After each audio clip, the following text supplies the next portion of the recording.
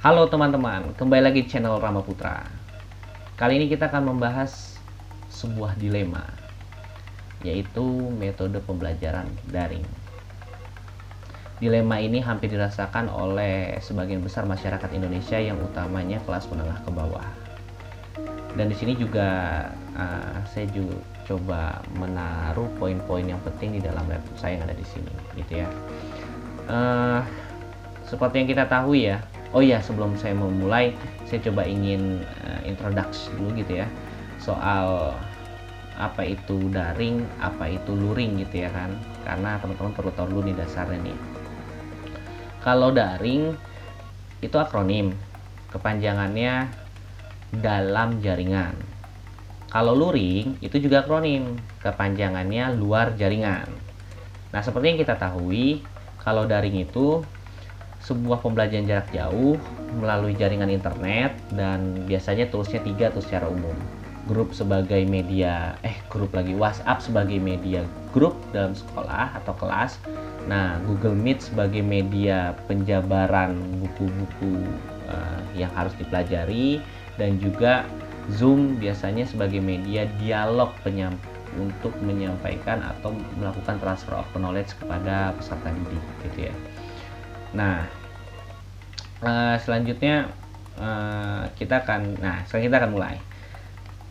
Daring ternyata harusnya secara strategi, kalau kita lihat potensialitasnya, itu menjadi metode yang muktahir ya. Karena gini, bayangkan saja di zaman pandemik di mana kita harus mematuhi protokol kesehatan seperti physical distancing, memakai masker, terus habis itu hindari kerumunan, kurangi aktivitas gitu kan, kalau tidak penting-penting banget gitu kan, mencuci tangan dan segala macamnya. Harusnya daring ini menjadi metode yang muktahir bagi saya, terutama untuk dunia pendidikan. Tapi nyatanya dalam penerapannya banyak sekali problem sosial gitu ya kan, yang harus dipecahkan oleh pemerintah, khususnya Kemendikbud gitu ya kan. Seperti penyebaran pemanfaatan daring yang tidak merata gitu ya kan, terutama di pelosok-pelosok negeri gitu kan, dimana mereka masih kekurangan akses internet, dimana mereka tidak punya daya untuk membeli pulsa gitu kan. Dan juga secara lebih spesifik lagi, daring ternyata perlu dimodifikasi bagi saya gitu ya, karena beberapa case sering terjadi untuk metode pemberian tugas melalui daring itu yang mengerjakan bukan muridnya, tapi malah gurunya gitu kan. Gurunya, orang tuanya. Kurang fokus nih. Minum dulu ya teman-teman.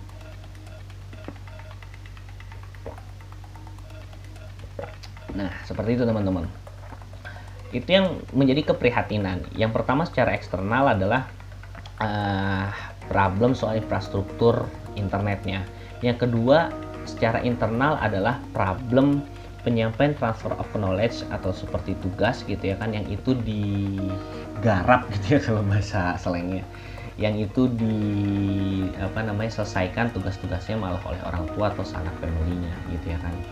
Nah, ini yang akhirnya hampir-hampir tidak tepat sasaran gitu ya kan. Kita cari efektif dan efisiensinya, tapi malah di objection handling gitu ya kan,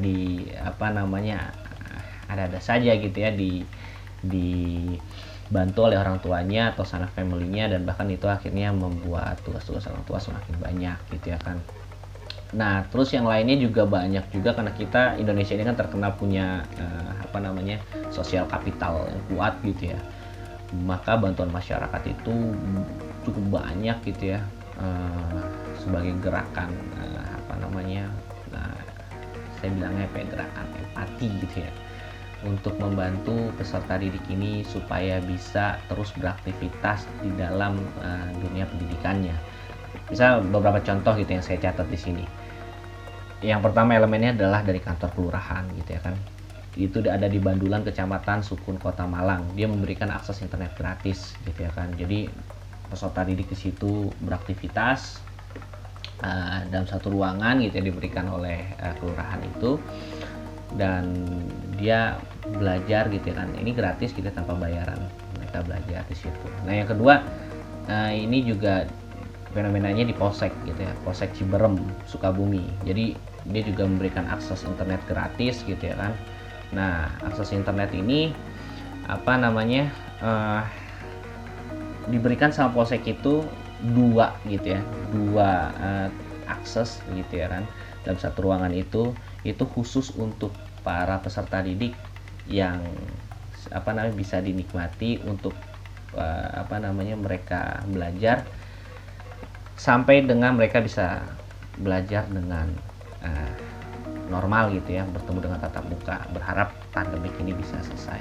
Nah, selanjutnya juga beberapa dari kawan saya di Karawang bagaimana bahu-membahu menolong peserta didik yang kesulitan dapat akses internet karena sulit untuk membeli pulsa ataupun jaringan yang lola gitu ya, loadingnya lama. Dan itu dibantu oleh masyarakat di situ, beberapa juga dengan kawan saya, sampai orang tuanya di situ patungan untuk membayar gitu ya kan. Ya bahasanya tidak enak atau mau balas budi gitu ya, tapi di situ juga masyarakatnya bagus gitu ya, mereka tidak mengharapkan bayaran, memang ini tanpa pamrih gitu ya. Jadi aktivitasnya juga terus berjalan. Nah, banyak dukungan empati dari masyarakat untuk bahu-membahu membantu peserta didik ini terus beraktivitas gitu kan. Cuma kan konsepnya nggak begitu. Sosial kapital itu kan hanya faktor pendukung gitu ya. Faktor utamanya kan adalah kebijakan atau langkah-langkah sistemik dari pemerintah supaya daring ini bisa dirasakan oleh seluruh masyarakat Indonesia dari Sabang sampai Merauke, dari pusat ke pelosok tanpa terkecuali. Dan saya juga paham betul itu bukan soal atau bukan hanya tugas Kemendikbud ya. Ya sekarang inilah teman-teman ya, coba kita kotak-kotakan gitu ya.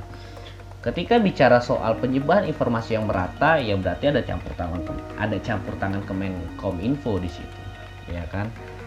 Pembangunan akses internet dan segala macamnya gitu, infrastrukturnya, berarti ada kerjasama dari Kementerian BUMN di situ. Misalnya dari Telkomsel gitu ya, lini BUMN-nya kan bisa gitu kan, atau yang lainnya gitu ya. Tapi ini collaborate gitu kan, harus collaborate dari beberapa menteri, tidak bisa kita menyudutkan Kemendikbud saja. Nah, walaupun memang nyatanya Kemendikbud ini tersudutkan gitu ya, tapi itu bukan satu hal yang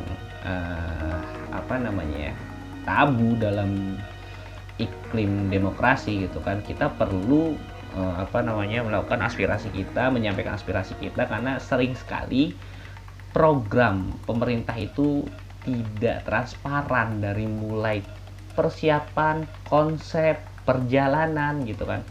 Tidak kooperatif juga, tiba-tiba nongol wow ada kan gitu kan, sering banget kayak gitu. Maka perlu untuk melakukan atau menyampaikan aspirasi, bahkan yang terakhir adalah mahasiswa mengadukan ke Komnas HAM, itu perlu. Bukan mengadukan ya maksud saya, tapi menyuarakannya itu perlu gitu ya kan. Nah, tapi juga yang menarik di sini saya melihat mentalitas Pak Nadiem, perlu saya akui. Saya sebagai salah satu orang yang takjub dengan mentalitasnya.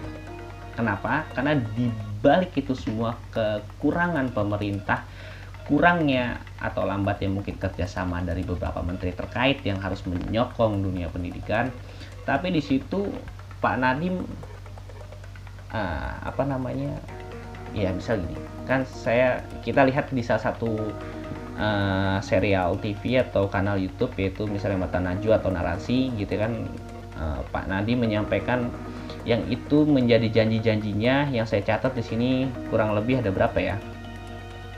Ada 6 poin gitu ya. Nah, itu yang disampaikan sama dia, dan dia bilang ini yang saya akan pertaruhkan gitu, karena kalau ini tidak berhasil, ini akan menjatuhkan harga diri saya atau reputasi saya. Menurut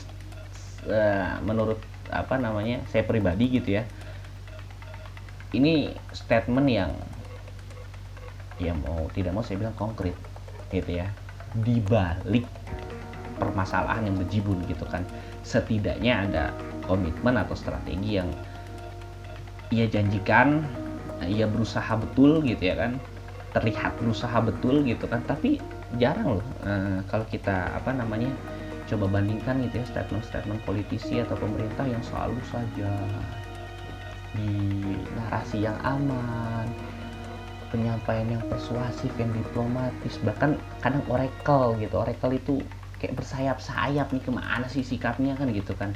Tapi saya melihat di serial TV Mata Najwa ini Pak Nadiem cukup konsisten menyampaikannya gitu ya kan, dibalik kritikan dia di belakang. Misal seperti ini contohnya, ia akan menurunkan dana BOS itu untuk perlengkapan TIK dan pulsa, sehingga bisa memfasilitasi pendidikan jarak jauh melalui perizinan kepala sekolah. Jadi di situ nanti kita sebagai civil society atau masyarakat, kita berhak tuh meminta hak kita gitu ya kepada kepala sekolah atau kepada rektor atau direktur bagi yang universitas gitu ya, atau akademik atau politeknik dan semuanya lah. Kita berhak tuh meminta itu. Karena sudah ada kebijakan yang dikeluarkan oleh Pak Nadiem gitu ya di Permendikbud tahun 2020 ini. Nah, kita berhak untuk meminta itu, terutama SD, SMP ya, SMA gitu ya, dan ABOS ya soalnya ya. Nah, yang kedua adalah ia akan menciptakan persiapan kurikulum COVID-19. Nah ini nih, saya menunggu juga, sebel juga, soalnya dalam proses penggodokannya tuh ya, kalaupun ada tim gitu ya, kayak tim tuh nggak pernah memberikan kisi-kisi gitu loh ke media gitu kan. Oh sekarang konsepnya ini, dengan teori ini, filsafatnya ini gitu ya kan. Nah, jadi nggak ketahuan juga timnya siapa, apa nanti kayak POP yang tim penggodokannya juga tidak begitu jelas. Tapi saya melihatnya cuma ada ini aja, sikap di situ gitu ya. Kalau kita lihat lebih dalam lagi ya, saya butuh tahu gitu kan, teori yang melandasinya, strateginya, filsafat yang tadi saya bilang soal persiapan kurikulum untuk COVID-19. Jadi dia bilang kan, saya akan menyederhanakan secara dramatis, fokus pada kompetensi inti dan kompetensi dasar. Ini menarik nih, kompetensi inti dan kompetensi dasarnya ikut kemana? Ikut kemana aturannya? Sisdiknas atau Omnibus Law yang klaster pendidikan dan budaya? Ini menarik nih, makanya saya tunggu ya Bapak penyampaian proses ide gagasan yang jangan udah jadinya disampaikan kalau kayak gitu kan, atau keikutsertaan masyarakat lah. Jadi biar masyarakat yang akademis itu yang menyampaikan teori-teorinya, persiapannya, strategi, kedalaman materinya itu juga perlu. Nah, terus habis itu soal spesifiknya SD dan PAUD itu akan diciptakan PJJ katanya. Nah, yang keempat juga akan mengeluarkan 3 triliun untuk BOS afirmasi dan BOS kinerja untuk penunggakan bayar SPP. Nah, juga yang kelima komit untuk ya tadi saya bilang ya, pulsa dan relaksasi UKT yang disampaikan aspirasinya oleh mahasiswa, dan juga bersedia membuka forum terbuka kepada mahasiswa yang mahasiswa menjadi tumbal dalam tanda kutip ketika menyampaikan aspirasinya sekonyong-konyong gitu ya, perguruan tinggi atau rektor mendeo. Untuk saja ada momen yang harus dimanfaatkan oleh mahasiswa. Nah, jadi seperti itu teman-teman. Penyebaran infrastruktur soal internet ini kendala memang gitu ya. Butuh kerjasama, nggak hanya cuma dari Kemendikbud tapi yang tadi saya bilang. Nah, yang lainnya selain infrastruktur juga kualitas penyampaian e-learning ini gitu ya, atau pembelajaran jarak jauh melalui jaringan internet. Ini benar-benar harus ada SOP-nya, saya pikir, guidance-nya. Karena kan gini loh, secara umum peserta didik ini memahami itu dengan 3 ciri. Yang pertama secara visual, jadi dia melihat gitu ya, seperti kalian melihat di video saya melalui penglihatan gitu kan. Nah, yang kedua itu secara kinestetik gitu kan, jadi ia memahami melalui gerakan fisik, misalnya body language saya nih. Nah, yang ketiga itu secara auditori. Jadi dia memahami dari intonasi suara, gitu kan. Di situ guru harus sudah bisa, ya guru dosen ya, memahami bahkan sampai mempraktekkan. Jadi harus ada SOP dan guidance yang jelas. Jangan sampai kualitas daringnya juga terlihat formalitas, karena menjadi rahasia umum nih bagi saya gitu ya, ketika pembelajaran online itu yang belajar terutama murid ya, bukan muridnya tapi sanak family-nya, bantu tugasnya dan segala macam.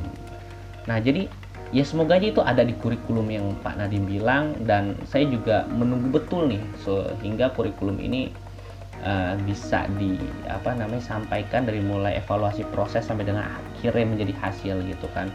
Dan untuk infrastruktur tadi saya lebih menekankan ya, bantu Kementerian BUMN dan juga Kemenkominfo gitu, Kemendikbud ini bantu, karena memang tidak ada lagi cara gitu kan. Di situasi seperti ini kita butuh solusi-solusi yang cepat, yang tanggap, apalagi untuk masyarakat. Semoga ini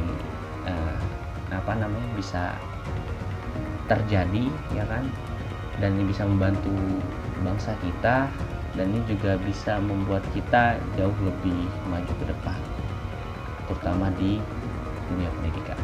Terima kasih dan salam sejahtera.